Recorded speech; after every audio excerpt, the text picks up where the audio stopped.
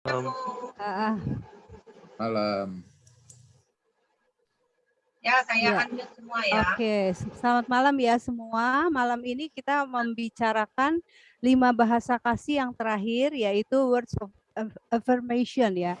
Apa tuh kata-kata pujian ya? Kata-kata pujian yang bisa mungkin tertulis maupun dengan lisan disampaikan.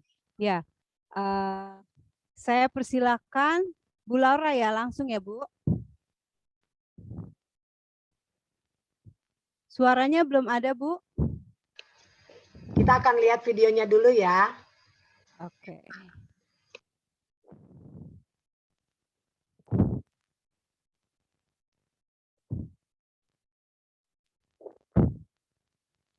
Sebentar, tunggu. Mungkin saya siapin dulu ini soalnya jadinya pergi lagi.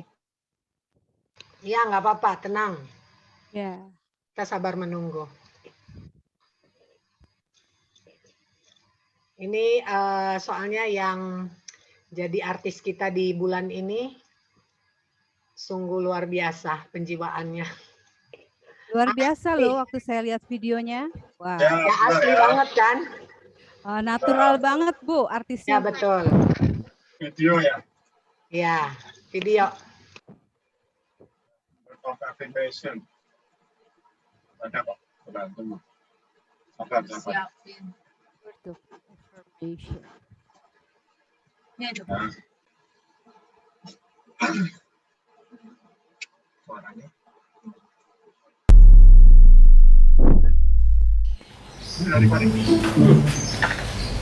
Waduh, berantakan banget ini ya.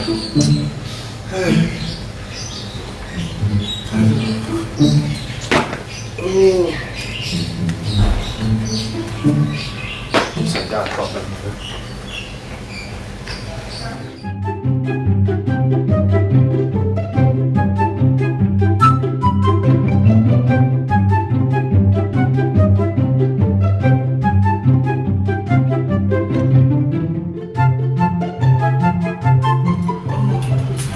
Mon, Ya, kamu ngapain?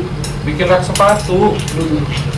Ya ampun, ngapain sih ribet-ribet bikin rak sepatu? Ya biar rapi lah, berantakan begitu. Iya, cuman kan nggak usah bikin, beli aja jadi. Ngapain sih repot-repot segala?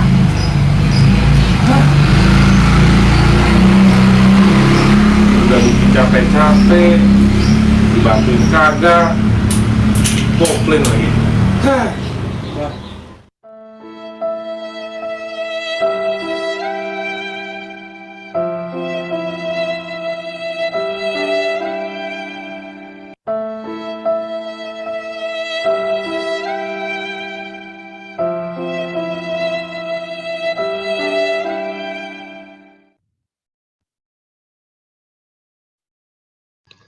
Baik Bapak Ibu, kita masuk ya ke materi kita malam ini. Sebelumnya kita sekali lagi kita doa ya. Tuhan, kami bersyukur karena selalu punya kesempatan untuk kami diberi waktu untuk belajar. Kami sharing, kami berbagi cerita, kami berbagi pengalaman, dan tentunya semuanya mendatangkan hal yang baik dan positif untuk memperlengkapi kami, sehingga di dalam kehidupan kami sebagai suami istri, di dalam rumah tangga, kami semakin hari semakin lebih baik. Berkati kami Tuhan, berkati hamba-Mu di dalam waktu seminar ini, biarlah apa yang disampaikan sungguh dapat menguatkan setiap kami. Terima kasih Bapak, di dalam nama Tuhan Yesus kami berdoa. Amin. Oke, saya coba ini ya, semoga materi saya, semoga laptop saya masih tidak ini. Apakah bisa lihat? Rekan-rekan bisa lihat di layar? Bisa. Saya. Bisa.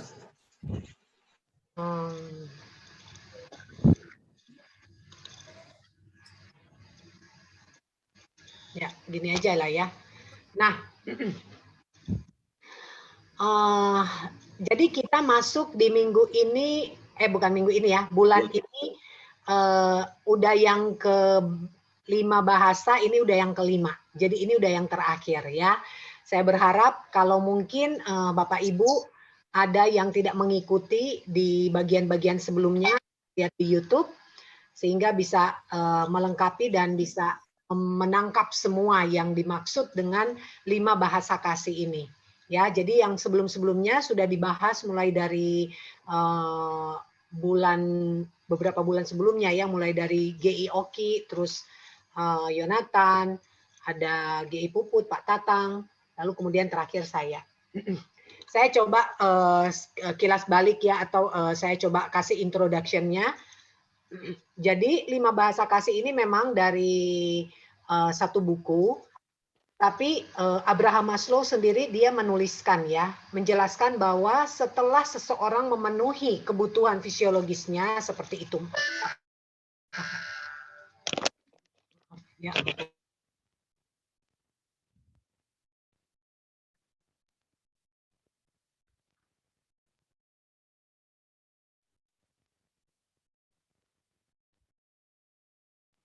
Suaranya hilang ya? Lauranya hilang. Bu Laura hilang, ha? Ularanya yang hilang, keputus. Tatangnya. Pak Tatang ada?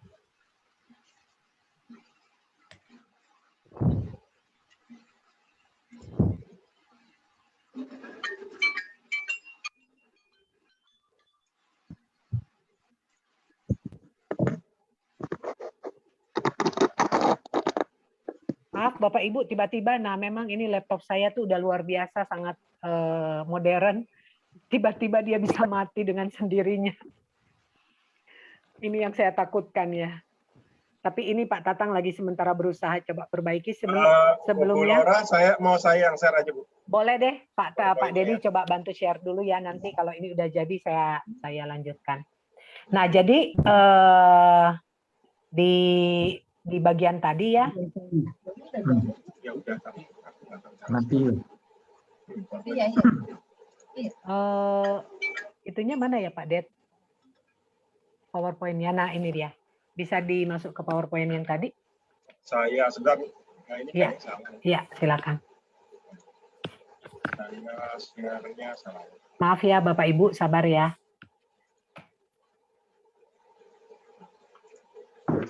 Kok tiba-tiba mati?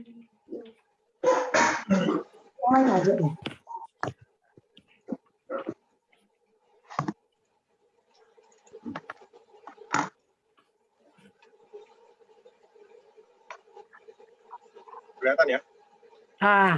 Oke, sudah kelihatan. Oke, nanti Bu Laura info aja kalau mau ganti slide. Iya.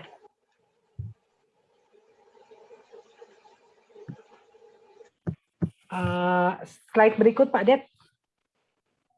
Nah, saya oke. Nah, jadi ini ya. Abraham Maslow menjelaskan bahwa setelah seseorang memenuhi kebutuhan fisiologis seperti makan, minum ya, kebutuhan-kebutuhan lain, tetapi ada yang namanya kebutuhan rasa aman. Ya, kebutuhan rasa aman, rasa memiliki, maksudnya rasa dimiliki dan kasih sayang. Nah, itu jadi bagian satu kebutuhan yang tidak dipenuhi atau tidak didapatkan oleh seseorang. Karena itu merupakan satu kebutuhan mendasar juga, ya. Nah, inilah yang mendasari seseorang berusaha mencari hubungan dekat dengan orang lain, yakni untuk memperoleh kasih sayang atau perasaan dicintai.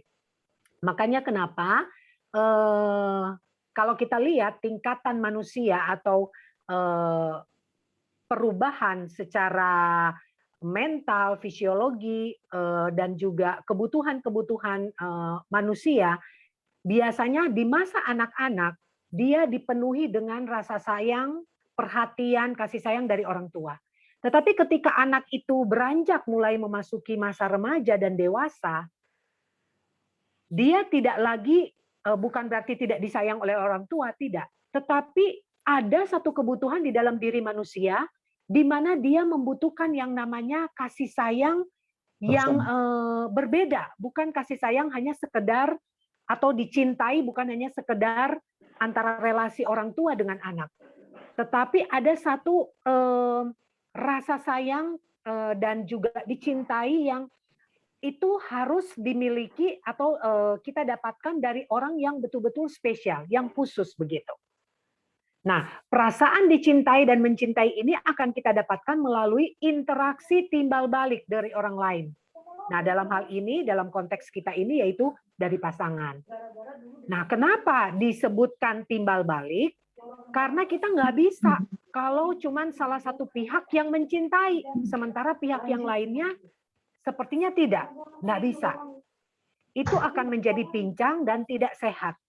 Tetapi di dalam buku itu dijelaskan tentang bagaimana bicara tentang bahasa kasih ini, dan kita akan bahas lebih dalam, kita akan kupas lebih dalam terkait dengan kemarin juga sudah bahas soal 4 bahasa kasih sebelumnya, dan saya akan lebih mempertajam masalah 5 bahasa kasih ini.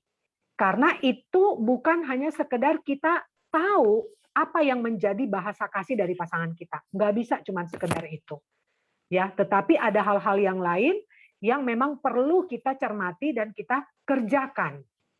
Ya, interaksi dengan pasangan bisa diperkuat melalui komunikasi secara lisan, tulisan, tindakan, dan beragam bentuk lainnya. Jadi, cara kita berkomunikasi atau kita berinteraksi dengan pasangan ada banyak hal, ada banyak cara, ya, baik itu lisan, tulisan, tindakan, atau kita bilang body language gitu ya. Tapi ini ada lagi yang namanya love language gitu ya. Jadi itu sesuatu yang melampaui dari semua bahasa yang kita kenal. Bahasa tulisan, bahasa lisan, bahasa tindakan atau perilaku. Tapi dari semua bahasa yang kita kenal ya, love language ini adalah sesuatu yang melampaui dari semua bahasa terkait atau lebih spesifik, lebih khusus di dalam relasi kita suami istri. Ya, bisa next. Nah, kita mau lihat ya, kenapa disebut dengan bahasa kasih? Kenapa?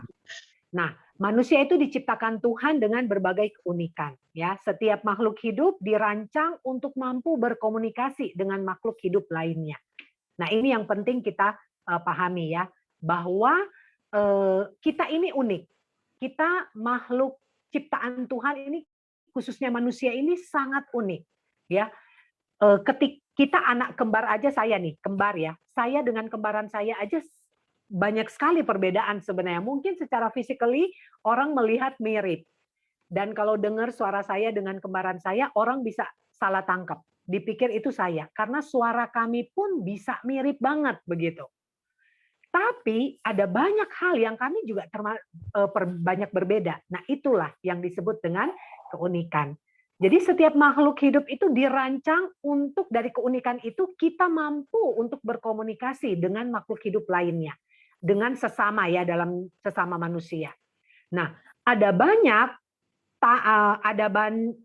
ragam bahasa yang dipergunakan oleh berbagai bangsa, etnis, dan suku bangsa di dunia ini agar antar kelompok dapat berinteraksi dan berkomunikasi dengan baik. Perlu adanya kesamaan bahasa atau isyarat yang digunakan. Nah, ini penting sekali. Kita tahu di dunia ini, di belahan dunia ini, kita itu terdiri dari berbeda-beda belahan benua. Ya, dari satu benua aja bisa terdiri dari berbagai daerah atau pulau-pulau kecil. Indonesia sendiri terdiri dari pulau-pulau yang kecil, dan coba bayangkan ada ratusan bahasa di Indonesia untuk satu negara. Coba ya, ada dan kita tidak mungkin memahami semua bahasa, bukan? Nggak mungkin. Nah, kenapa perlu ada keragaman? Karena supaya terjadinya pemahaman yang sama gitu di antara makhluk yang tinggal. Sumpama dia tinggal di Kalimantan, kita orang bukan orang Kalimantan, dan ketika saya harus pindah ke Kalimantan, mau nggak mau, saya harus belajar bahasa Kalimantan. Kenapa? Kalau nggak, saya nggak bisa berkomunikasi dengan orang-orang di sana. Ya, walaupun mungkin sulit, saya harus belajar. Kenapa? Karena saya tinggal di sana. Kalau saya mau bisa untuk berkomunikasi dengan orang-orang di sana. Kecuali saya mau jadi orang aneh, tinggal di rumah aja, tidak pergi belanja, tidak bersosialisasi dengan orang-orang di sana, ya udah. Tapi kan aneh kan, nggak mungkin seperti itu. Nah, itu salah satu tujuan bahasa. Ada macam-macam bahasa yang dikomunikasikan ya, selain bahasa tertulis yang tadi sudah disampaikan.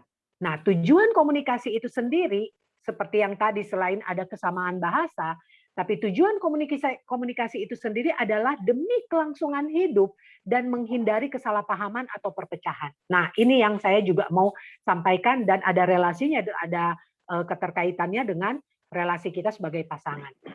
Saya gambarkan begini. Ketika kita berkomunikasi, Bapak Ibu pernah nggak nonton film, jadi pokoknya film apa aja lah, baik itu film luar negeri maupun film Indonesia atau film Barat. Pernah nggak kita pernah melihat satu film, sumpama ada orang yang kemudian mereka mungkin lagi naik kapal pesiar atau naik boat, pakai apa gitu ya, tiba-tiba mereka terdampar di satu pulau. Bagaimana cara mereka berkomunikasi kepada orang di luar, di pulau yang lain, atau di daerah yang lain, tempat yang lain, untuk memberitahukan bahwa ada orang di pulau itu. Bagaimana? Itu bagian dari komunikasi. Apakah itu mereka dengan membuat api unggun ya supaya ada asap, atau mereka punya alat khusus seperti kayak semacam lampu suar itu yang semacam mercusuar gitu, yang yang memang kalau ditembakkan ke atas itu begitu, yang bisa mengirimkan pesan bahwa ada orang yang sedang membutuhkan bantuan. Demikian juga ada bahasa-bahasa yang lain ketika yang mereka gunakan. Di kapal laut ada bahasa-bahasa yang hanya mereka yang ngerti gitu. Kita mungkin nggak ngerti, tapi mereka tahu. Itu cara mereka di laut yang mungkin, karena kalau di laut, kalau pakai handphone mungkin nggak dapat sinyal kali ya. Tapi ada sesama mereka yang di laut, naik kapal laut begitu ya, mereka punya untuk saling berkomunikasi antar mereka. Ketika dalam keadaan darurat, mereka sedang mengirimkan pesan untuk minta pertolongan. Demikian juga contoh, bahkan ya sekalipun ini saya melihat ya, betapa pentingnya bahasa itu. Yaitu, nah oke, ini sudah jadi ya. Oke, thank you. Nah, saya lihat ya contoh seumpama gini. Orang yang bisu, dia tidak bisa kan ngomong gitu. Tetapi dia punya bahasa isyarat, ngerti ya? Yang kalau kita tahu kan, kalau kita lihat nonton di TV kan ada kan penerjemah yang memang khusus untuk bahasa isyarat. Yang buta, mereka punya buku khusus yang mereka hanya bisa membaca dengan jari, ya. Caranya kenapa mesti seperti itu ya? Karena memang hanya dengan cara seperti itu mereka bisa berkomunikasi, ya. Dengan cara itu mereka bisa berkomunikasi. Jadi artinya komunikasi itu sangat-sangat penting. Dan Tuhan merancang, Tuhan memberi hikmat bijaksana kepada manusia sehingga mampu menciptakan berbagai macam bentuk komunikasi supaya semua makhluk di dunia ini, mau siapapun ya, bahkan orang yang dalam keadaan terbatas secara fisik, apakah dia buta, dia tuli, dia bisu, ya, atau orang yang ada di pedalaman, ya, orang yang ada di tempat yang sangat terpencil, yang sangat terisolasi begitu ya, mereka tetap bisa berkomunikasi dengan cara-cara yang memang sudah dikenal gitu oleh banyak orang. Artinya komunikasi ini memang sangat penting. Lalu kenapa komunikasi di antar pasangan ini disebut dengan bahasa kasih? Bahasa kasih ini adalah, bahasa itu sendiri kan komunikasi. Bahasa itu adalah bagian daripada kita mengkomunikasikan bahasa. Nah, kenapa itu dibilang bahasa kasih? Nah, coba kita lihat ya di slide berikutnya. Nah, di dalam Matius 22 ayat 39 dikatakan begini, dan hukum yang kedua yang sama dengan itu ialah kasihilah sesamamu manusia seperti dirimu sendiri. Itu pertama. Kita tahu ini adalah hukum yang utama dan yang pertama. Dan hukum yang kedua yang sama. Yang maksudnya hukum kedua ini adalah yang sama dengan hukum yang pertama itu. Yang pertama itu kan kasihilah Tuhan Allahmu. Nah, hukum yang kedua tapi sama. Bukan berarti hukum kedua karena levelnya lebih di bawah. Tidak. Tetapi dia punya ini yang sama begitu ya. Yaitu apa? Kasihilah sesamamu manusia seperti dirimu sendiri. Ya. Lalu Yohanes 13 ayat 34. Aku memberikan perintah baru kepada kamu, yaitu supaya kamu saling mengasihi. Sama seperti aku telah mengasihi kamu, demikian pula kamu harus saling mengasihi. Oke? Di Roma 13 ayat 10. Kasih tidak berbuat jahat terhadap sesama manusia. Karena itu kasih adalah kegenapan hukum Taurat. Artinya kalau kita tidak mengasihi, kita tidak menggenapkan hukum Taurat.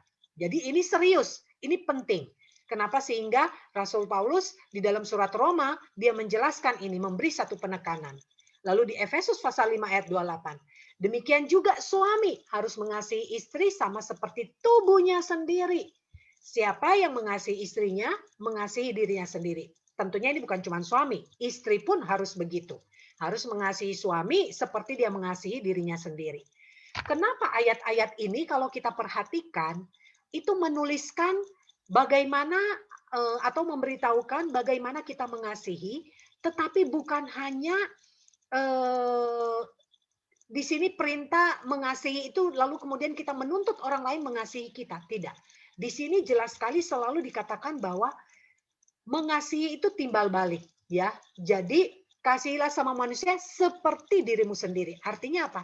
Ketika kita mengasihi seseorang, sama seperti kita mengasihi diri kita sendiri. Artinya gimana? Sebagaimana kita ingin dikasihi, demikian pun kita harus mengasihi sesama kita. Artinya dengan apa? Dengan cara yang sama, dengan kualitas yang sama. Begitu. Lalu kemudian di Yohanes pun dia mengatakan, kamu harus apa? Saling. Bukan hanya, hai suami-suami kasih istrimu, lalu istri nggak usah. Atau sebaliknya, hai istri-istri kasih suamimu, suami nggak perlu. Dia kan pemimpin, dia kan kepala. Jadi nggak perlu suami membalas kasih istri, karena istri wajib mengasihi suami. Nggak begitu. Ya. Kasih tidak berbuat jahat. Artinya kasih yang kita tunjukkan itu adalah kasih yang benar-benar tanpa menuntut balas. Begitu. Ya. Nah selanjutnya mari kita lihat yang lebih spesifik lagi terkait dengan tema kita hari ini. Nah, kalau di dalam firman Tuhan, bisa next. Kalau di dalam firman Tuhan yang kita baca saat ini, yang tadi yang sudah saya uraikan, Pak Dedi bisa tolong next slide-nya. Nah, yang kita sudah bahas ini ada 5 dan kita akan masuk ke words of affirmation, yaitu kata-kata memuji, kata-kata yang memberi dukungan kepada pasangan. Nah ini memang sebenarnya kalau kita lihat dari buku yang kita baca, sebenarnya kata-kata pendukung ini adalah sebenarnya urutan pertama sebenarnya. Cuman karena kemarin kita waktu menghubungi pembicara, kita mengikuti kesediaan dari pembicara, mereka mau bahas yang mana, dan mengikuti sesuai waktu jadwal pelayanan mereka yang kosong yang mana. Akhirnya teracak-acak. Tapi saya nggak tahu kenapa penulis ya di dalam bukunya dia mencatat sebenarnya kata-kata pendukung atau words of affirmation ini sebenarnya di urutan pertama, di bagian pertama biasanya. Yang saya lihat ya, yang saya baca beberapa ini. Bisa lanjut.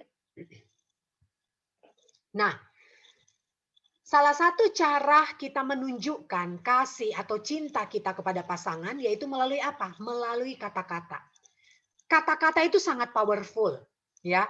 kita sadari atau tidak sadari itu sangat powerful. Seseorang dengan bahasa kasih, kalau pasangan kita atau kita nih punya bahasa kasihnya itu adalah kata-kata penguatan atau words of affirmation ini, dia akan merasa senang jika dia akan mendengar berulang dan sering dia dengar kalimat-kalimat yang memuji atau mengkonfirmasi. Seumpama pasangannya bilang, aku mencintaimu, atau thank you ya, kamu sudah bantuin saya. Terima kasih ya, kemarin kamu khusus datang ke kantor saya, sekedar lihat kerjaan saya. Itu sesuatu sesuatu yang dilakukan oleh pasangan, di mana pasangan ini dia punya bahasa kasihnya itu adalah kata-kata pendukung. Gitu. Jadi apa yang dilakukan oleh pasangan, dia merasa bahwa oh ternyata yang saya lakukan itu adalah berharga gitu, sesuatu yang menarik gitu, bukan, maksudnya sesuatu yang dihargai oleh pasangan saya, sehingga si pasangan ini memberi kata-kata yang memuji, kata-kata yang menguatkan begitu. Nah, kita juga dapat memberikan kata-kata penguatan atas kehadiran, keberhargaan pasangan, memuji kepribadian atau tindakannya, memberikan kalimat penyemangat, serta mengungkapkan hal positif untuk mendukung kegemaran dan usaha pasangan, ya, pada pasangan kita. Ini memang kalau dibilang biasanya gini, ini saya mau sampaikan adalah biasanya kalau kita udah pernikahan sudah 10 tahun, 15 tahun, 20 tahun, semoga ya yang pernikahan sudah di atas 10-15 tahun masih tetap melakukan hal ini ya. Tetapi pada umumnya rata-rata ya kebanyakan pernikahan yang sudah di atas 10-15 tahun bahkan 20 tahun sudah mulai jarang begitu ya. Sudah mulai berkurang memberikan kata-kata yang memuji. Beda dengan yang masih masa-masa honeymoon gitu.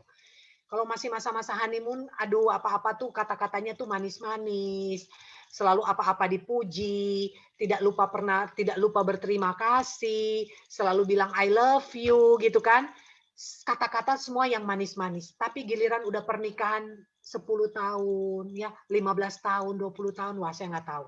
Saya berharap mungkin ini di sini kan ada banyak nih pasangan-pasangan kita yang senior-senior. Siapa tahu mungkin nanti di akhir dari materi saya ini mungkin bisa memberi tips-tips kepada yang muda-muda apakah masih tetap melakukan hal yang seperti itu, seperti ini ya. Karena memang seharusnya demikian gitu. Memang seharusnya demikian bahwa pasangan yang punya bahasa kasih yaitu penguatan, kata-kata penguatan, atau bagaimana dia merasa dia dihargai, dia dipuji, baik itu kepribadiannya, tindakannya, usaha yang dilakukannya. Nah, itu akan sangat mempengaruhi, itu kayak seperti memberi kayak memberi bahan bakar ekstra gitu kepada pasangan kita. Bisa lanjut?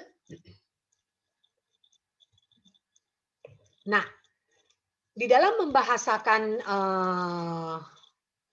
bahasa kasih, kata-kata penguatan ini kepada pasangan yang membutuhkan empati dan kesediaan, di dalam dia memandang dunia itu artinya gini, ketika dia melakukan kata-kata penyemangat, kata-kata yang mensupport pasangan kita, karena kita tahu bahwa pasangan kita tuh bahasa kasih dia itu adalah kata-kata penyemangat.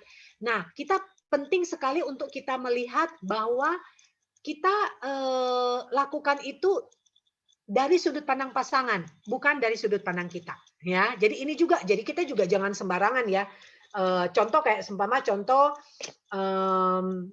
kalau kita lihat dari bahasa kasih yang lain ya, contoh si bahasa kasih hadiah, contoh. Kita ingin memberi pasangan kita hadiah. Tapi kita memberi pasangan kita hadiah seperti yang kita inginkan, bukan yang pasangan kita inginkan gitu. Jangan gitu ya. Jadi ya itu jadi sia-sia gitu, itu jadi percuma gitu. Sumama contoh maaf ya, ini nggak bermaksud mau nyinggung siapa-siapa, karena suami saya juga pernah begitu kan. Tetapi contoh gini, saya memberi pasangan memang betul sekali ya. Kadang suami itu memberi pasangan yang saya berikan adalah yang dibutuhkan, bukan yang diinginkan. Betul sekali.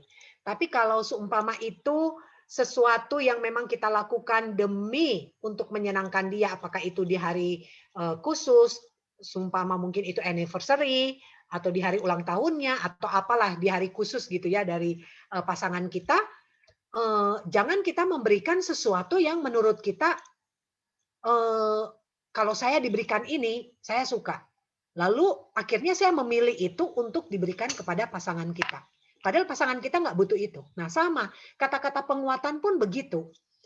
Kita mesti tahu ketika kita memberikan kata-kata yang mensupport, yang mendukung pasangan kita, kita harus lebih aware, kita ngerti kira-kira kata-kata yang seperti apa yang dia inginkan. Maksudnya yang sesuai dengan yang pasangan saya, bukan yang saya mau gitu.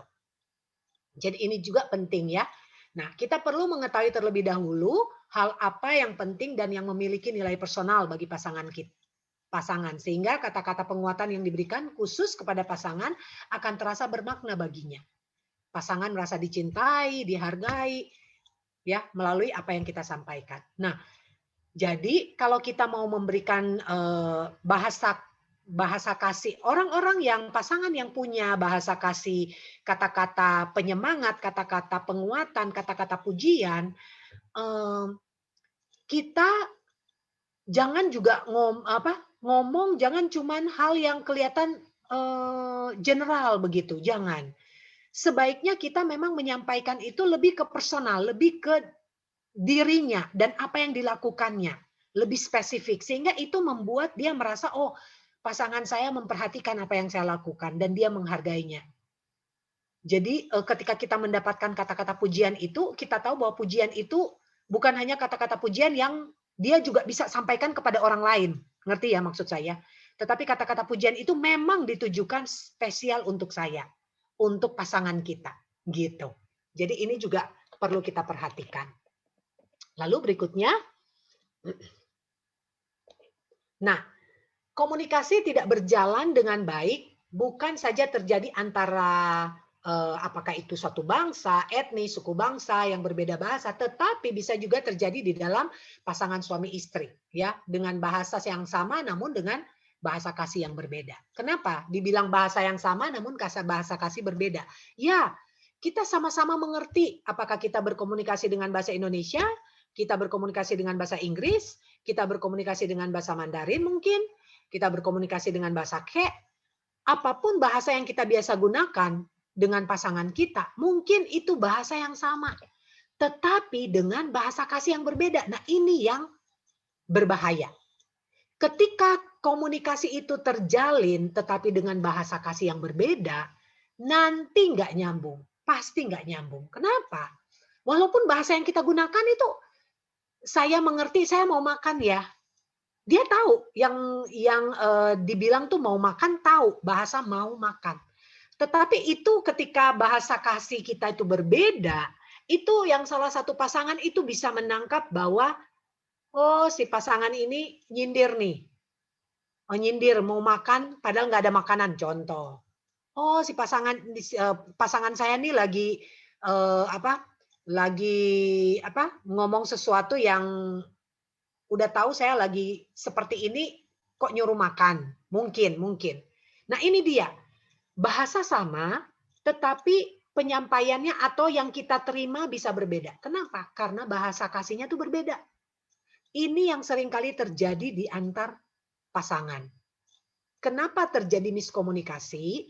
Kenapa terjadi konflik? Kenapa terjadi perbedaan pendapat? Karena itu, bahasanya sama, tapi bahasa kasihnya yang berbeda. Sehingga kita ketika mendengar bahasa dari pasangan kita selalu negatif. Yang kita dengar negatif. Tapi coba, mungkin bahasa yang sama itu kita sampaikan kepada orang lain dan orang lain yang menyampaikan kepada pasangan kita. Kenapa ketika pasangan kita mendengar dari orang lain, dia bisa menerima dia bisa memahami, dia bisa mengerti. Padahal kontennya, maksudnya, bahasanya tuh sama. Kenapa ketika pasangan kita yang menyampaikan, kok jadi berbeda? Nah, ini harus hati-hati. Karena seringkali di dalam relasi berpasangan, namanya suami istri, kita tuh udah saling tahu. Bener nggak? Kita udah paling tahu, paling kenal pasangan kita itu udah kita. Bahkan mungkin orang tua kita udah nggak kenal diri kita. Karena orang tuh bisa berubah, bukan? Kita tinggal dengan orang tua cuma berapa tahun. Kita menikah dengan pasangan kita yang sehari-hari tinggal sama-sama, makan sama-sama, tidur sama-sama, ya. Bahkan sama orang tua mungkin kita nggak pernah berantem, sama pasangan kita bisa berantem. Artinya kita bisa paling tahu, yang paling kenal pasangan kita tuh kita, gitu. Nah, jadi saking karena kita udah saling kenal pasangan kita, seringkali kita ketika ada yang dikomunikasikan, kita tuh langsung berpikir kayak ada muatan-muatan gitu. Wah, jangan-jangan dia maksudnya ini nih, karena kemarin dia gini nih. Nah, itu yang kita harus hindari. Itu yang menjadikan bahasa kita berbeda. Walaupun bahasa yang kita komunikasikan tuh bahasa yang sama, tapi bahasa kasihnya yang berbeda. Nah, kadang kita heran, ya. Ini saya sampai kasih sedikit kutipan, ya. Kadang kita heran bagaimana bisa istri dari seorang bos, ya, lebih memilih supirnya untuk menjadi pasangan hidupnya dan meninggalkan sang bos. Di lain pihak, kita juga terkejut menyaksikan seorang laki-laki meninggalkan pasangan perempuannya atau istrinya. Baik dia cantik, dia seksi, dia berpendidikan, dia berkedudukan, dah. Tapi dia lebih memilih perempuan yang lain, yang mungkin dia lebih jelek, kusam, ya, kurang berpendidikan sebagai pasangan hidup. Kenapa? Nah, bisa jadi mungkin tanpa kita sadari, kita tidak memenuhi atau kita tidak memenuhi apa yang menjadi bahasa kebutuhan dari bahasa kasih pasangan kita. Walaupun konteks ini tidak terlalu contoh ini kan karena memang ini ada di dalam buku. Saya cuman kutip, tetapi contoh ini tidak relevan dengan kehidupan kita sebagai orang percaya. Ya, sebagai orang percaya, sebagai laki-laki atau istri yang hidup di dalam Tuhan, takut akan Tuhan, hal ini tidak dibenarkan sama sekali. Alasan apapun, mau istrinya, mau dia tidak baik, mau dia seperti apa, mau suaminya itu kurangnya seperti apa, bukan menjadi alasan untuk kita kemudian bisa melakukan hal yang tidak pantas, ya, terhadap orang lain, apalagi itu mau itu karyawan kita, pembantu kita, siapapun itu, ya, itu bukan alasan, ya. Tetapi yang mau disorot di dalam bagi ini, poin yang saya mau sampaikan adalah seperti ini. Karena manusia kedagingan kita, ya, walaupun kita ini adalah orang-orang yang hidup baru, yang mengenal Tuhan, tetapi kedagingan kita ini semacam ada ada di dalam diri kita tuh kayak ada bagian kosong, ya, yang memang harus diisi. Nah, ini sudah pernah saya sampaikan pada waktu itu, saya lupa itu siapa ya, yang waktu itu Pak Arman tuh yang jadi moderator kalau nggak salah, ya. Nah, poin itu saya sampaikan bahwa di dalam diri kita itu ada yang bagian yang kosong yang harus diisi, dan yang hanya bisa mengisi itu adalah pasangan kita. Nah, yaitu dari 5 bahasa kasih ini. 5 bahasa kasih ini harus diisi oleh pasangan kita. Bukan orang tua kita, bukan anak-anak kita. Termasuk ini, kata-kata penguatan ini. Ya. Kata-kata penguatan ini bisa loh orang lain, ya, orang lain bisa memuji kita, ya. Bahkan orang di luar kita bisa lebih menyanjung kita, memuji kita, melihat kemampuan kita, melihat tanda kutip ya kehebatan kita, ya. Segala yang kita lakukan tuh orang lain bisa lihat dan mereka bisa memuji. Nah, sementara pasangan kita di rumah mungkin nggak pernah tahu sebenarnya, tetapi tidak mau memuji, gitu ya. Tahu tapi tidak mau memuji. Nah, ini yang sangat berbahaya. Ketika pasangan yang dia punya bahasa kasihnya diperhatikan, ingin dipuji, ingin diberi kata-kata penguatan, tapi dia tidak mendapatkan dari pasangannya, tetapi sebaliknya dia mendapatkan dari orang lain. Nah, ini yang sangat berbahaya. Kalau dia tidak sungguh-sungguh takut akan Tuhan, ini sangat mudah terjadi clash. Ini sangat mudah terjadi apa ya? Kalau orang bilang tuh kayak tergelincir begitu. Hati-hati. Jadi ini yang menjadi peringatan kepada setiap kita, dan ini berlaku kepada bahasa kasih yang lain. Ya, kita harus mengerti betul apa yang menjadi bahasa kasih pasangan kita yang lain. Maksudnya bahasa kasih pasangan kita, ya, apapun itu. Kita kan udah tahu ya kemarin apa yang menjadi bahasa kasih pasangan kita, sehingga itu harus kita isi. Jangan sampai kosong. Selanjutnya, love languages, 5 bahasa kasih dari Gary Chapman mengatakan bahwa bahasa kasih manusia tidaklah sama, tetapi berbeda. Cuman begini ya, jadi di dalam buku ini, memang kemarin waktu kita assessment, kita akan menemukan 5 bahasa kasih itu urutan yang tertinggi. Tetapi bukan berarti yang lain enggak. Jadi setiap kita manusia, kita pasti butuh yang namanya 5 bahasa ini. Butuh. Cuman mana yang paling besar, yang paling prioritas, yang paling mendominasi, yang menjadi kebutuhan kita, itu yang menduduki urutan pertama. Tetapi bukan berarti yang lain enggak. Jadi sebenarnya intinya setiap kita, setiap pasangan kita, ya pasangan kita itu dia butuh 5 ini. Dia butuh diperhatikan, artinya dia butuh mendapatkan kata-kata pujian, dia butuh dia butuh juga mendapat kasih melalui tanda kasih, yaitu hadiah. Dia butuh quality time, dia butuh supaya punya saat-saat berkesan gitu dengan pasangan gitu ya. Dan dia butuh juga apalagi ya? Satu. Ya ini, kata-kata penguatan, ya. Nah, jadi kita tuh semua butuh, cuman tinggal kita di urutan keberapa nih yang paling mendominasi. Nah, kegagalan memahami bahasa kasih dari pasangan itu yang kemudian menimbulkan konflik di dalam rumah tangga dan sampai kemudian berujung kepada perceraian. Bapak Ibu, saya punya satu kasus pasangan suami istri, tetapi ini bukan jemaat Greenfield.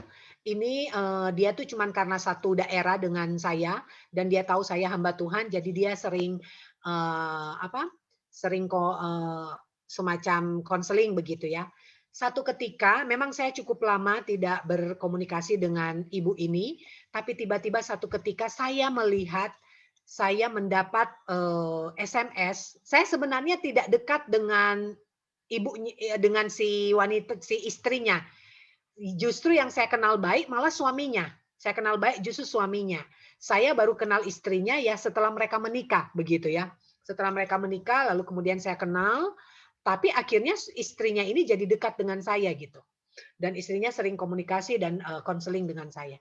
Saya kaget sekali setelah mereka sudah menikah sekitar beberapa tahun begitu ya. Si wanita ini, si istrinya ini, kemudian WA saya, dia bilang,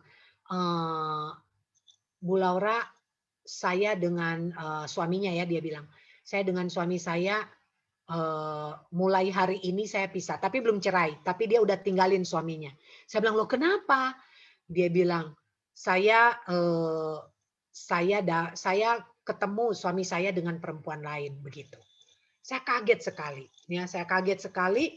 Lalu kemudian ketika di dalam konseling itu saya menemukan bahwa ya memang jadi dua-dua memang namanya di dalam sebuah perceraian, di dalam sebuah konflik tidak ada salah satu, cuman satu yang salah, nggak ada, ya pasti dua-dua, ya bahkan termasuk kasus Ahok pun ya orang sangat mengagung-agungkan Ahok ya, sangat respect dengan Ahok dan sebagainya, tetapi kalau saya melihat dari sudut pandang yang kehidupan berumah tangga, di dalam suatu rumah tangga ketika itu terjadi konflik, ketika itu terjadi bahkan sampai terjadi divorce ya, perceraian, itu tidak mungkin kesalahan hanya cuma di satu pihak, pasti dua-dua. Gitu ya. Pasti dua-dua punya kesalahan. Dan dua-dua bertanggung jawab, bukan hanya salah satu. Dua-dua mengambil peran dan mengambil tanggung jawab terhadap keretakan rumah tangga itu.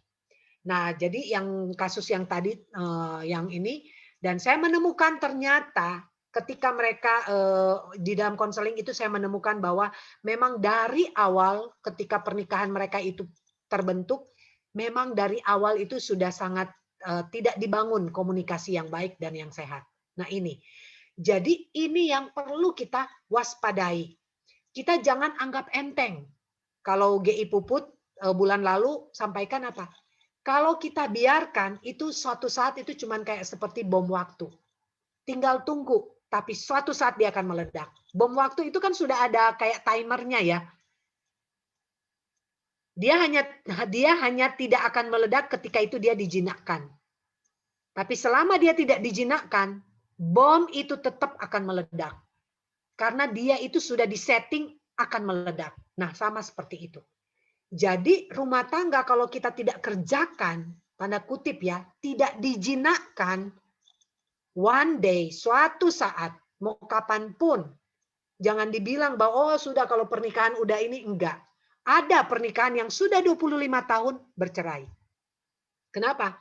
Karena pasangan itu ngomong begini, saya cuma tunggu anak-anak saya menikah. Kalau anak-anak saya sudah menikah, saya akan pisah dengan suami saya. Saya sudah cukup sabar menanggung ini ya.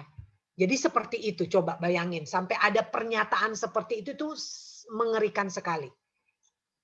Nah, jadi kayak bom waktu, beneran seperti bom waktu. Tetapi kita di dalam Tuhan, pernikahan Kristen di dalam Tuhan, ingat, oke, anggap saja di dalam sebelum kita mungkin belum sungguh-sungguh di dalam Tuhan, kita telah melakukan hal-hal yang mungkin keliru dulunya di awal-awal pernikahan. Kita masih punya banyak kesempatan untuk memperbaiki diri.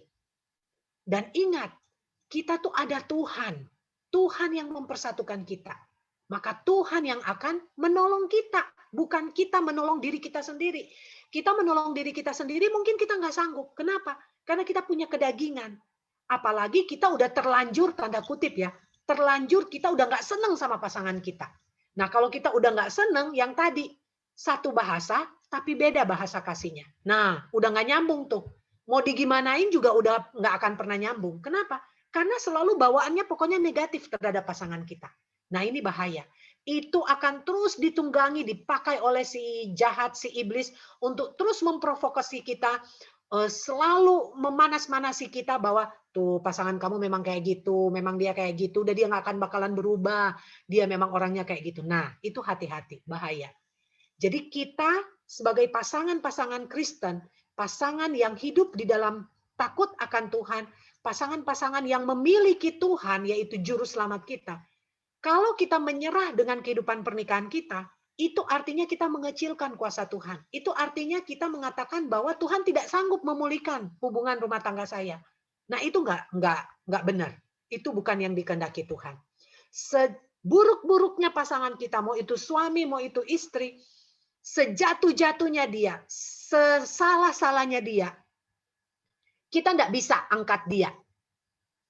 Karena kita udah terlanjur sakit hati, bukan? Kita udah terlanjur terluka, kan? Kita udah terlanjur hancur, kan? Tangan kita tuh terlalu lemah untuk mengangkat pasangan kita. Nggak bisa. Caranya gimana? Kita minta Tuhan yang angkat pasangan kita. Minta Tuhan kita yang angkat pasangan kita. Keluarkan dia dari jerat, dari belenggu, dari kelemahan dia. Mungkin ada hal-hal yang kita rasa bahwa, kenapa ya menikah udah bertahun-tahun? Dia tahu bahwa saya nggak suka dia lakukan itu. Tapi berpuluh-puluh tahun saya menikah, tetap aja dia lakukan itu. Sampai akhirnya kita tuh udah bohwat dan kita nyerah gitu. Nyerah bukan berarti karena kita mau menerima, bukan. Tapi dongkol terus setiap hari. Nah hati-hati, ini bisa jadi bom waktu. Ketika kita nggak sabar lagi, ketika kita nggak tahan, kita nggak sanggup menerima kelemahan pasangan kita, itu bisa jadi bom waktu. Jangan sampai terjadi seperti itu. Ketika kita tahu bahwa pasangan kita punya kelemahan, dan kita udah segala macam cara kita udah pakai, dan dia nggak berubah-berubah, mau apakah itu kelemahan dalam hal perilaku, di dalam karakter, perkataan, bahkan di dalam relasi, di dalam keuangan, pekerjaan, apapun itu, minta Tuhan yang angkat dia. Tuhan, saya udah nggak sanggup Tuhan. Dan saya nggak sanggup terima ini. Tolong Tuhan angkat dia, ubahkan dia. Kalaupun Tuhan bukan nggak sanggup ya, kalaupun dia memang seperti itu Tuhan izinkan, berikan saya kemampuan untuk menerima itu. Jadi kita juga kalau memang dia memang seperti itu, artinya Tuhan memampukan kita untuk menerima, gitu. Ya, jadi ini penting sekali. Nah, pada dasarnya tujuan memahami bahasa kasih pasangan kita itu agar supaya apa? Nah, tadi yang saya sampaikan, supaya tangki cinta pasangan kita itu tetap penuh. Ya, ibarat kayak mobil, bensinnya tuh penuh terus, ya. Jadi mau dibawa pergi kemanapun tetap lancar, nggak akan pernah mogok, gitu ya. Dan mobilnya juga selalu dirawat, ya. Jadi nggak krek, nggak tiba-tiba pecah ban, ya, nggak tiba-tiba ada apa gitu ya. Karena selalu dirawat, diperhatikan apa yang menjadi kebutuhannya. Dan apalagi yang paling penting itu adalah bensinnya. Itu adalah kayak bahasa kasih utamanya tuh. Bensinnya itu. Nah, kalau bensinnya itu kosong, udah dah mogok. Lah kalau udah mogok mau apa? Udah. Artinya apa? Dia udah nyerah. Dia nggak mau diajak jalan lagi. Dia nggak mau diajak bersama-sama lagi. Mau apa? Kita udah nggak bisa ngapa-ngapain. Ya kan? Nah, jadi kita perlu. Nah, habisnya tangki pasangan menyebabkan bara cinta ya, perasaan cinta tuh udah redup, hilang ya. Kita nggak lagi punya hati yang membarah kepada pasangan kita. Hubungan menjadi hambar, ya. Hubungan suami istri jadi kering. Dan itu biasanya ya kalau udah hambar, udah kering, itu biasanya jadi kesempatan si iblis, ya, si setan tuh ya, si jahat itu tinggal nyulut sedikit ya, pakai korek sedikit aja ya, disulut langsung kebakar gitu. Nah, kita jangan memberi kesempatan kepada si jahat untuk menyulut ya. Kenapa? Karena tidak pernah kering. Kalau kita selalu penuh basah, mau disulut apa juga yang ada apinya yang mati. Ya kan? Tangki kita tuh selalu terisi. Selalu membarah gitu ya. Selalu punya ikatan kuat. Ada konflik, ada apa-apa. Nggak bisa diprovokasi. Nggak bisa dipanas-panasin. Sehingga akhirnya terjadi suatu konflik yang lebih serius lagi. Yang mengakibatkan keretakan atau perceraian. Tidak akan pernah terjadi ketika kita menjaga. Tapi dalam hal ini menjaganya bukan hanya salah satu, harus dua-dua. Nggak bisa cuma salah satu. Saya orangnya udah begini, saya orangnya nggak bisa, saya saya orangnya cuek, saya nggak punya ide mau gimana. Nggak bisa. Kalau kita udah menikah, kita punya pasangan, kita harus belajar. Memang mungkin waktu kita masih muda kita nggak biasa seperti itu. Tapi setelah kita menikah, kita harus belajar. Ini perlu gitu ya. Kemudian selanjutnya, mungkin yang terakhir kali ini. Nah, bila pasangan kita, nah ini cuma beberapa contoh sih ya. Berikan pujian yang tulus dari hati ya, bukan cuma kayak kata-kata gombal begitu ya. Sumpama dia punya pencapaian, baik di dalam pekerjaan, atau di dalam pekerjaan, bahkan pekerjaan yang sederhana di rumah mungkin, yang biasanya pasangan kita, istri atau suami tidak pernah lakukan, tapi dilakukan oleh pasangan, kita berikan pujian. Karena mungkin orang lain belum tentu bisa lakukan itu, gitu ya. Sampaikan kalimat yang menguatkan, bahwa dia tuh berharga. Kita selalu mengeluarkan kata-kata yang mau mengkonfirmasi kepada pasangan kita bahwa kamu tuh berharga loh buat aku. Kamu tuh penting. Kata-kata yang sederhana, tetapi itu membuat kita merasa bahwa iya betul, kita tuh berharga. Jangan sampai orang lain yang mengeluarkan kalimat-kalimat itu seolah-olah kita tuh berharga bagi orang lain. Sementara di rumah, di keluarga, pasangan kita nggak pernah merasa bahwa kita berharga. Nah ini berbahaya, jangan. Jadi itu yang harus kita lakukan. Ya, puji dia di depan teman atau keluarganya. Ya ini harus kita lakukan ya. Puji dia, jangan justru sebaliknya di depan keluarganya atau di depan keluarga pasangannya, malah pasangannya itu diomelin atau diomongin kata-kata yang kasar, yang tidak sopan, ya. Nah, justru di sana dia merasa dia itu jadi tidak berharga di depan keluarga, baik keluarganya sendiri maupun di keluarga pasangannya. Dia akan merasa sangat tanda kutip ya mungkin terhina, direndahkan karena pasangan kita tuh marahin kita di depan orang atau tegur kita dengan cara yang kasar di depan keluarga. Itu sangat tidak boleh dilakukan.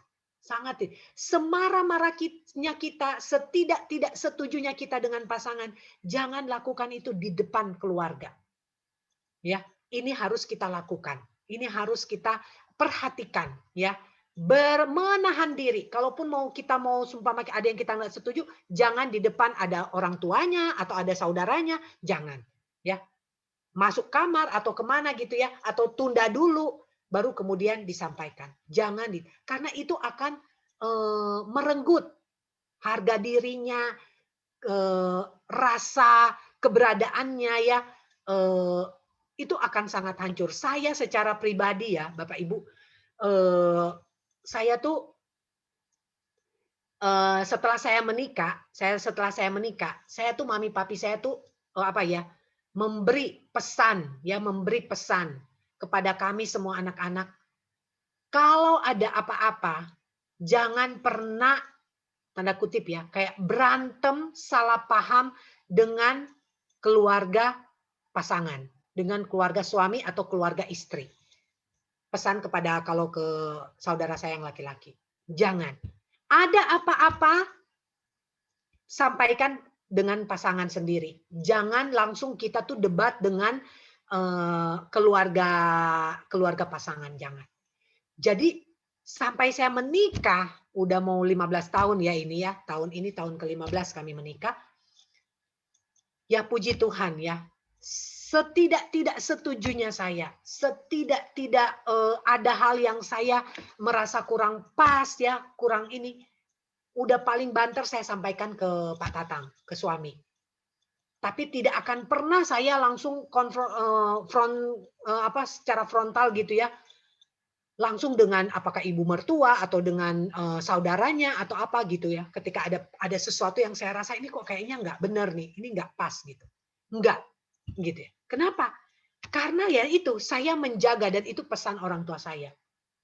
Tapi sebaliknya, karena saya menjaga tanda kutip ya, itu juga reputasi saya, menurut saya loh ya, menurut saya itu reputasi saya di depan mertua dan saudara-saudara ipar saya.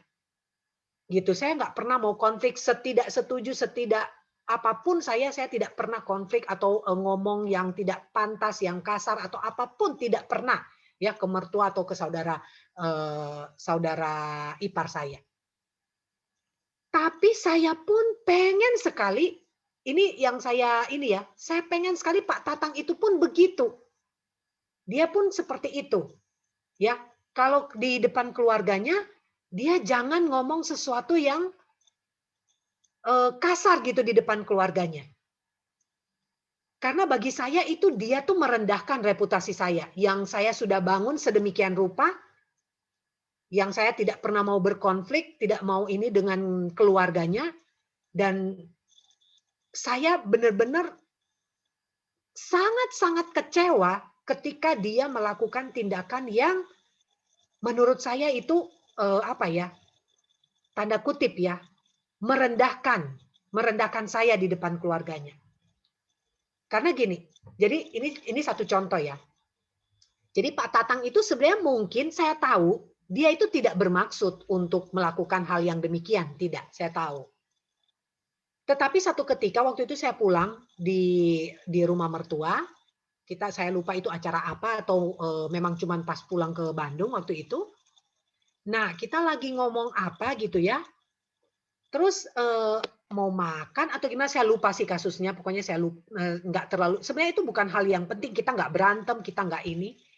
Cuman tiba-tiba Pak Tatang tuh ngomong sesuatu yang menurut saya itu perkataan yang buat saya kamu nggak boleh ngomong seperti itu di depan mama kamu dan di depan saudara kamu.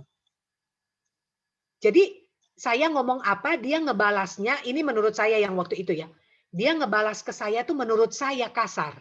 Menurut saya tuh kasar gitu. Saya tuh sedih sekali dan saya tuh kecewa sekali. Ya, saya sedih dan saya kecewa.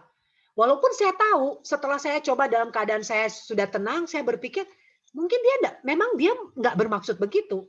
Cuman karena mungkin dia ada di keluarganya, dia merasa aman gitu. Dan itu udah bahasa keluarganya, itu biasa gitu loh. Itu bukan bahasa yang kasar, bukan. Cuman memang ya itu, bahasa saya dengan Pak Tatang tuh memang cukup berbeda. Karena berbeda daerah, beda bahasa, memang cukup berbeda. Jadi penggunaan kata, penggunaan kalimat, kalau saya ngomong nada tinggi, mungkin iya, tetapi penggunaan kata dan kalimat itu memang berbeda dengan yang biasa dilakukan Pak Tatang. Maksudnya dengan keluarganya. Contoh. Sumpama adiknya ngomong ke keponakan, ngomong bilang ada satu kata yang menurut mereka itu bercanda dan katanya itu adalah perkataan yang supaya mentalnya kuat gitu. Tapi kalau saya di keluarga saya, perkataan itu sangat tidak boleh disampaikan ke anak-anak. Karena itu tanda kutip kayak kata-kata yang sedikit menghina begitu ya. Seumpama contoh si ponakan dikatakan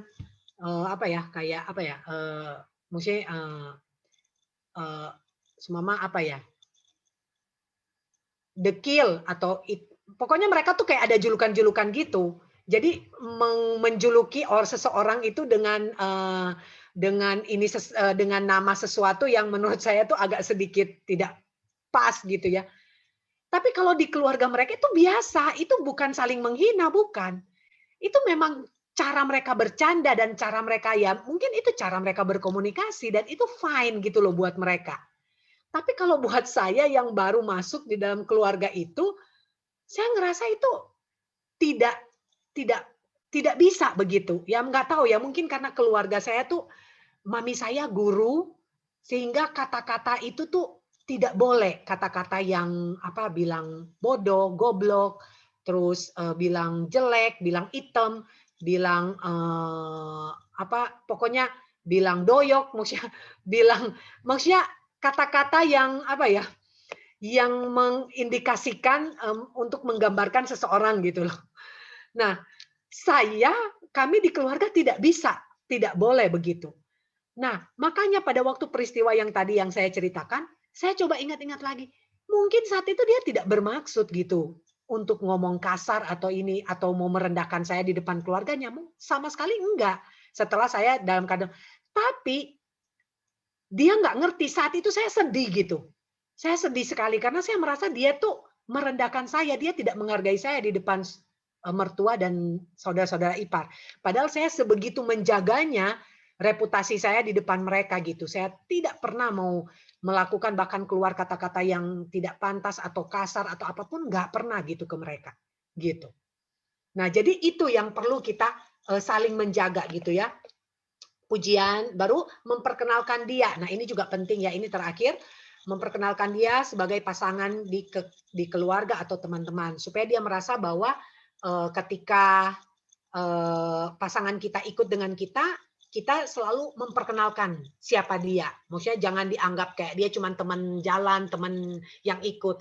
Tapi ketika dia datang di komunitas yang kita tahu bahwa dia baru datang di tempat itu, kita perlu. Itu juga bagian daripada cara kita memuji atau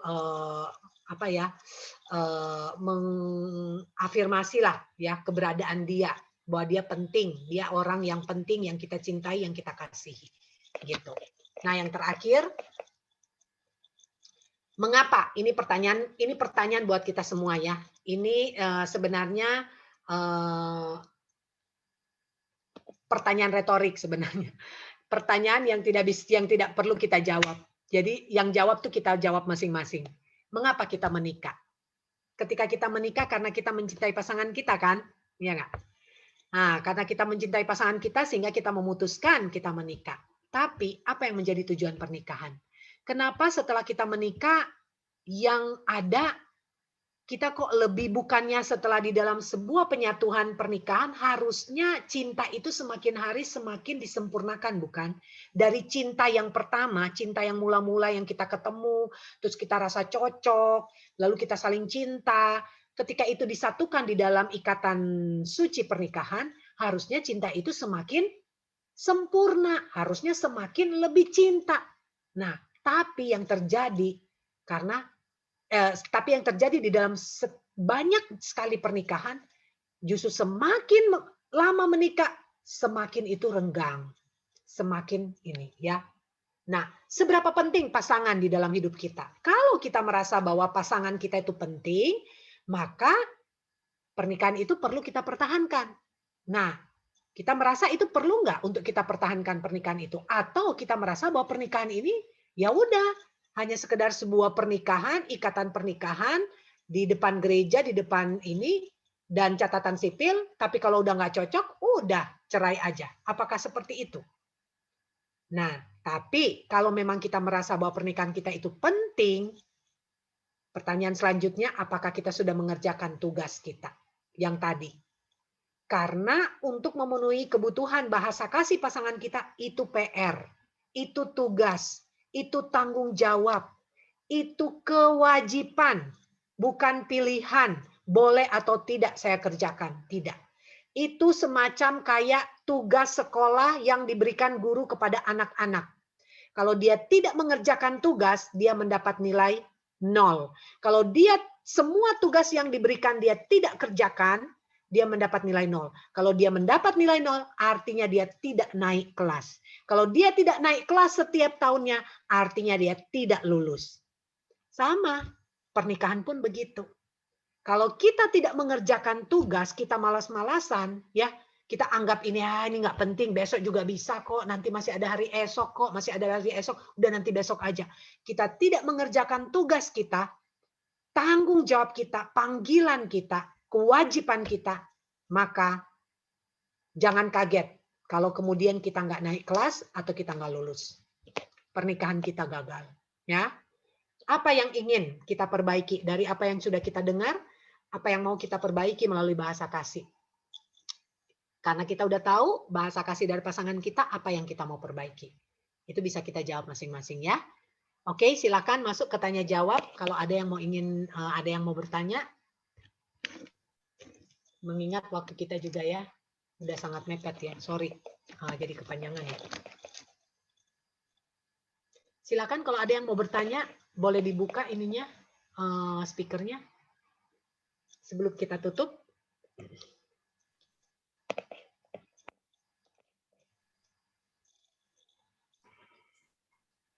Kira-kira menangkap poin yang saya sampaikan ya.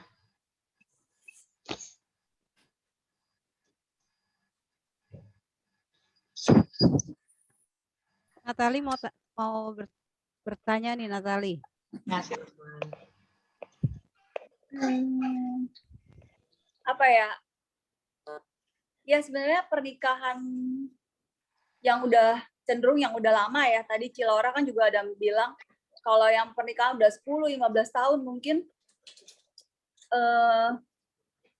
kayak udah sulit ya saling memuji gitu. Apalagi mungkin kayak saya background dari keluarga yang bukan biasa untuk muji orang lain gitu. Kayak di keluarga yang agak-agak kolot gitu. Maksudnya papa saya anaknya bagus pun nggak dipuji gitu loh. Kayak maksudnya nggak kepengen anaknya tuh gede kepala gitu ya. Kalau orang zaman dulu tuh kan mikir ya kalau jadi kadang-kadang tuh saya jadi dengar pujian itu dari temennya papa gitu loh. Kamu bagus ya gini. Loh kok tahu? Iya papa kamu cerita gitu. Tapi kalau di saya sendiri papa tuh nggak pernah cerita gitu. Nah dengan didikan atau background keluarga yang kayak gitu tuh jadi saya jadi ke bawah juga. Itu rada sulit buat saya untuk kayak memuji gitu, terutama orang terdekat lah ya, kayak suami gitu. Itu kayak sulit buat muji suami, kayak ngasih ucapan, kalau ucapan terima kasih atau apa ya saya melakukan itu. Tapi kalau pujian apalagi kayak udah lama married ya agak sulit gitu. Gimana ya Ci? Bukan dari awal, dari sudah lama married, dari awal Dari muji. Nah, itu ya aja. gitu ya gitulah. Yeah. tuh ada yang bilang ya dari awal juga emang gak suka muji gitu. Iya. Nggak bisa muji punya, satu keluarga juga nggak bisa muji dan nggak bisa ngomong sorry. Protes. Ya, protes. Iya, muji dan nggak bisa ngomong sorry. Culture keluarganya memang begitu. Hmm. Tapi Pak Simon bahasa kasihnya mau nggak dipuji? Ya mau. Bahasa kasih saya dipuji justru. Karena itu saya begitu kaget drama Kocok. Raksasa. Saya kaget, loh, kok pas amat ya?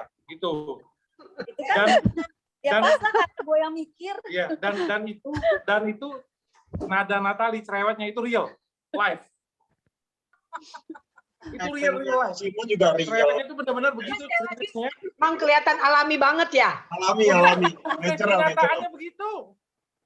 Benar-benar curahan hati yang paling dalam. Iya, Memang luar biasa ya, nggak salah. kaget juga. Cerewet banget suaranya ya, apa Judas gitu, emang begitu. Memang gitu ya? Apalagi Mon? Kayak itu aja. Ya, ya. Iya, memang gini. Pantesan aktingnya natural banget ya. Bener, Iya, bagus banget. Dramanya bagus banget. Itu kenyataan bukan drama. Aslinya begitu. Baru ketahuan ya, Judas. Judas. Jadi kalau menjawab tadi pertanyaannya Natali, sebenarnya setiap kita itu kalau mau dibilang dari background keluarga, masing-masing kita tuh dibentuk dari kita berangkat atau kita ada sekarang ini tuh hasil dari pembentukan keluarga kita yang kita di dalam pernikahan kita sekarang. Kalau tadi Natali bilang bahwa dia keluarganya nggak biasa memuji, ada lagi nih yang keluarga yang karena dia dari kecil biasanya punya mungkin, ya biasanya dikasih, diberi. Dia ngasih, diberi. Nah itu bahasa yang lain. Atau dia biasanya dilayani. Karena selalu pokoknya taunya ada yang bantuin. Nggak pernah yang kerja sendiri. Gitu loh. Ketika masuk di dalam pernikahan, dia nggak ngerti yang namanya ngebantuin pasangan. Mau itu pasangan istri, mau itu suami. Kenapa? Karena waktu dia sebelum menikah, dia nggak ngerti yang namanya melayani. Gitu. Jadi semua masing-masing kita tuh punya yang namanya pembentukan keluarga. Nah, tapi sekali lagi yang mau disampaikan, yang kita pelajari di dalam 5 bahasa kasih ini adalah apa? Kita datang, oke, itu sudah menjadi bagian pembentukan. Tetapi yang menikah ini kan orang dewasa, sama-sama dewasa. Kita nggak bisa cuman bilang, ya habis keluarga saya begitu, habis saya memang begitu, nggak bisa.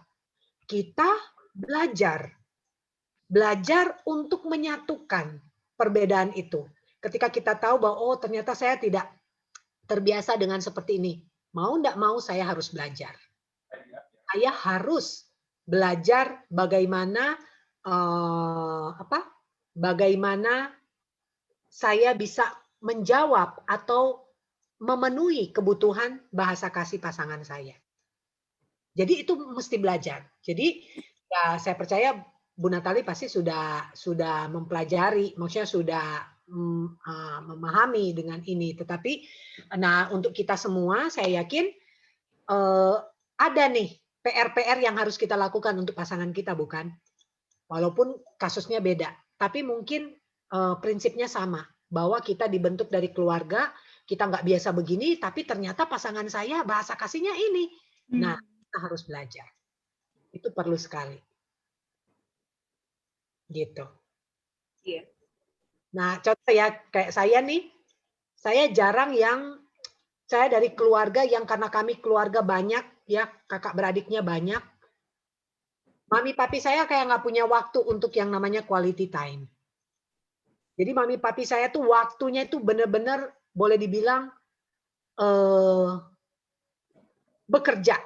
Jadi dari pagi sampai malam tuh bekerja terus. Kenapa? Karena untuk memenuhi kebutuhan 7 anak, gitu. Jadi kita nggak ngerti yang namanya quality time. Tapi dengan menikah, saya harus belajar apa itu yang namanya quality time.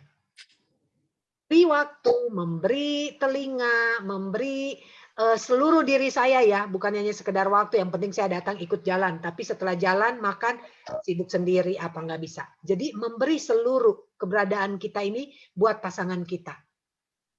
Bagi orang-orang yang bahasa kasihnya itu quality time. Gitu. Bagi orang yang yang bahasa kasihnya memberi give, ya, dia mendapatkan ini. Kalau kita dari keluarga yang biasanya kita cuma terima, kita nggak pernah memberi, harus belajar. Kita nggak pernah memberi, ya, tapi belajar memberi. Kalau kita tahu bahwa pasangan kita tuh bahasa kasihnya itu give, dia suka diberikan sesuatu. Kalau bahasa kasih pasangan kita itu service, mau dilayani, walaupun kita dari keluarga yang biasanya kita dilayani, pokoknya tahu-tahu apanya udah beres, mau makan udah ini, selesai makan ada yang cuci piring, bangun tidur ada yang ngeberesin ranjang. Tapi kalau kita tahu pasangan kita bahasa kasihnya itu service, nggak apa-apa, toh nggak rugi, ya kan? Kita lakukan, walaupun itu hal yang sederhana, itu akan sangat membahagiakan pasangan, gitu ya. Jadi ini untuk semua ya, untuk semua bahasa kasih, bukan cuma yang tadi yang disampaikan soal yang tadi ya kata-kata penguatan, pujian, tapi semua bahasa kalau itu berangkat dari latar belakang, kita harus belajar. Nggak ada pilihan lain, harus belajar dan berusaha. Ya, walau aku belajar, memang apa ya, kayak kagok gitu loh, kayak ngerasa nggak biasa, gimana sih, awkward lah ya. Tapi ya memang butuh pengorbanan. Iya, perlu. Dan memang dari yang nggak biasa nanti walaupun kayak kagok, kayak mungkin risih juga kali ya. Aduh, Iya. tapi ya nggak apa-apa, memang harus. Memang harus loh, itu harus dikerjakan ya, harus ini karena toh kan itu yang kita lakukan buat pasangan kita, orang yang kita cintai ya. Dia kan sudah melakukan juga yang kita ingin. Apa salahnya kita juga melakukan yang dia inginkan ya. Mungkin ada yang lain juga. Ada lagi yang mau bertanya? Halo, Pak Beni?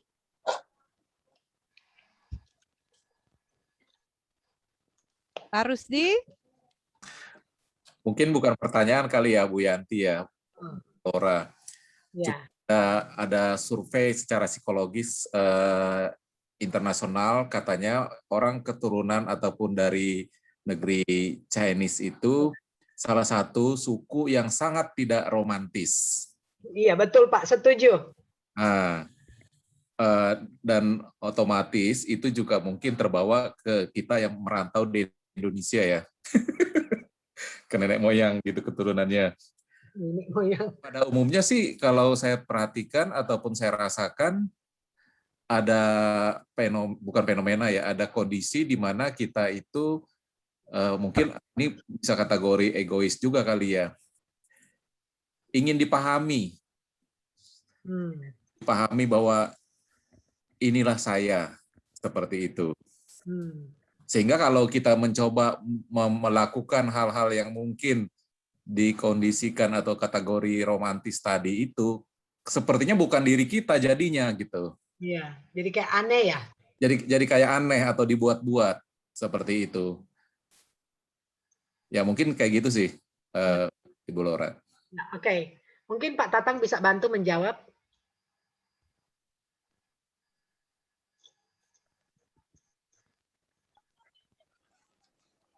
Ya,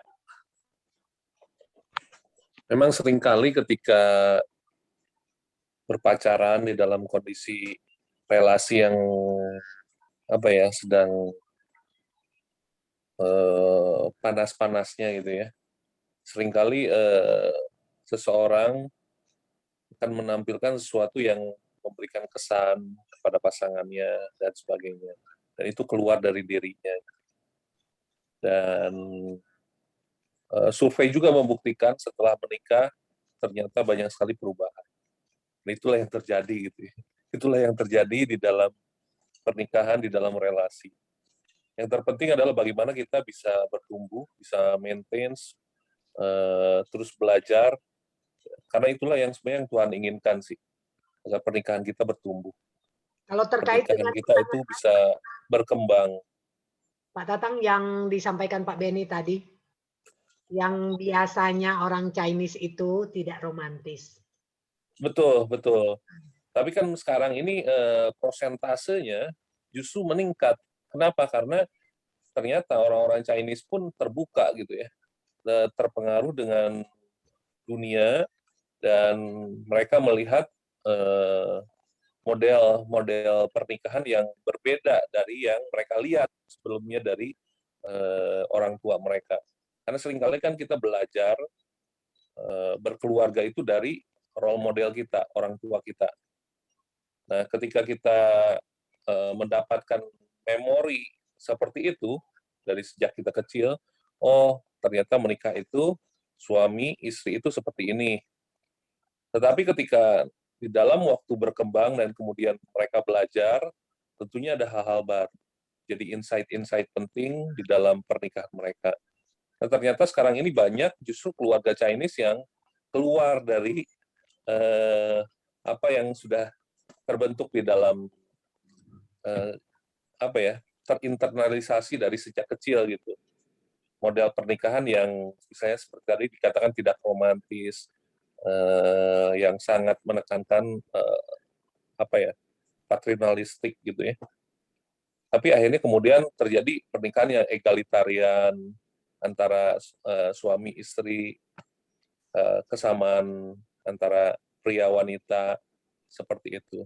Kalau di orang-orang Chinese kan kebanyakan biasanya karena pria itu kesannya lebih dominan gitu.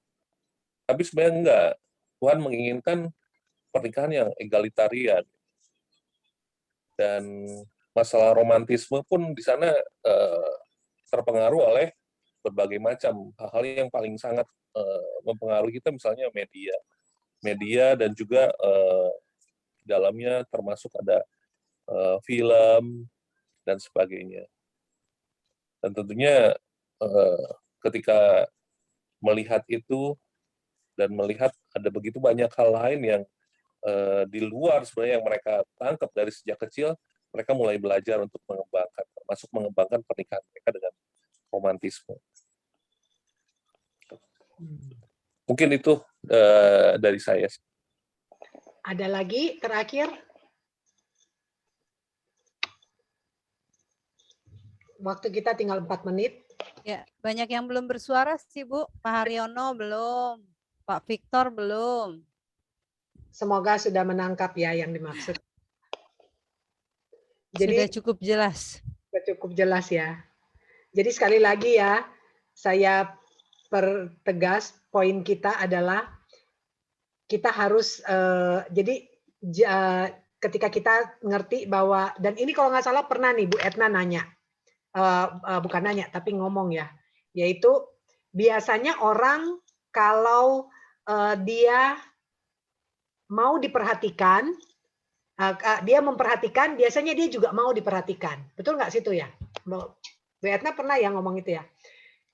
Dia ketika dia suka memberi, dia juga mau diberi. Gitu, benar nggak Bu Etna? Benar ya? Nah itu memang benar, itu saya baca di dalam buku itu kecenderungan seperti itu. Jadi nah itu yang jadi penekanan buat kita.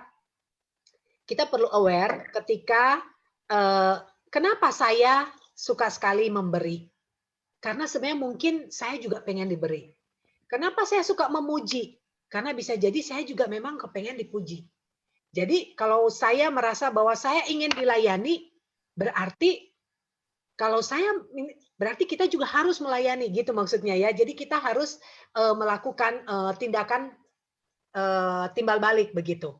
Jadi jangan semata-mata seumpama saya nih kebutuhan bahasa kasih saya seumpama yang ini nih, yang dipuji. Tapi sayanya nggak pernah mau memuji pasangan saya.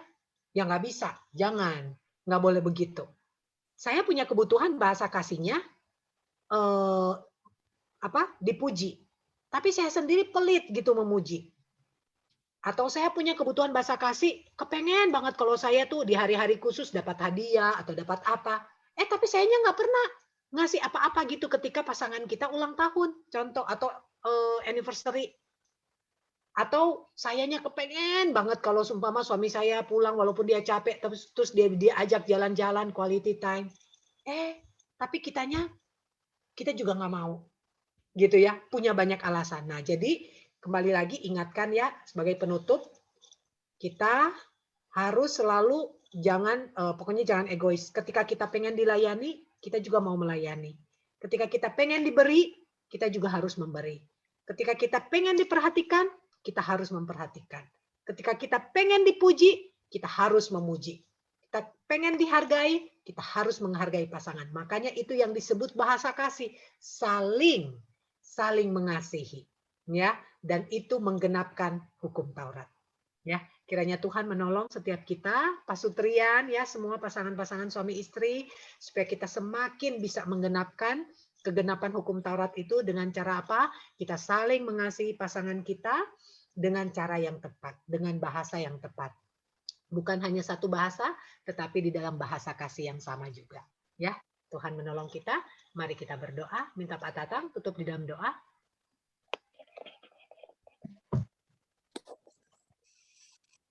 Tuhan, kami mengucap syukur untuk malam ini kami boleh kembali bertemu, belajar, dan kami rindu agar pernikahan kami, relasi kami di dalam keluarga terus boleh bertumbuh.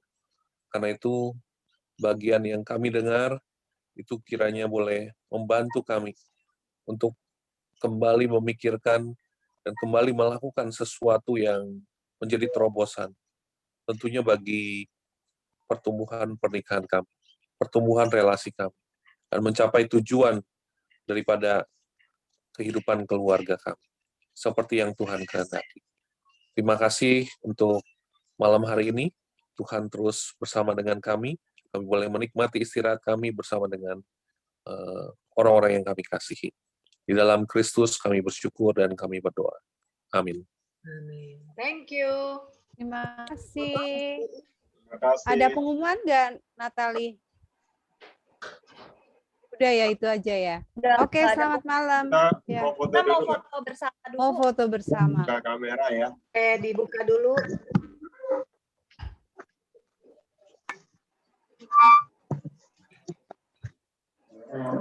Masih kuat ya.